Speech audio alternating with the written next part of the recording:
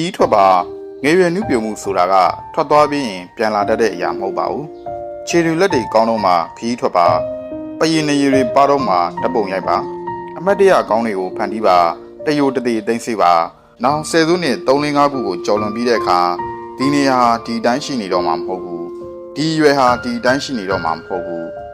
ရှေးအောင်နှောင်းမြစ်ဆိုတာမှတ်ညံတဲကနေပဲဒဇာချင်းဆွဲထုတ်ပြလို့ရတဲ့အရာဓပုံထဲမှာပဲတစ်ခုချင်းပြန်ရှာလို့ရတဲ့အရာနှစ်စဉ်နှစ်ဆက်ခီးထွက်ပါအထင်ကြီးရှိတဲ့အလှပတွေနဲ့အတူဓပုံရိုက်ပါအိုမင်းလို့ဘယ်ကုန်းမှမသွားနိုင်တော့တဲ့အခါဘယ်သူမှခေါ်မသွားကျင်တော့တဲ့အခါစိတ်ရဲ့ဖြေရဆိုတာကိုရဘူးတဲ့အမှတ်တရတွေကိုပဲရင်းနှီးပြီးတောက်ရတာမျိုးပါ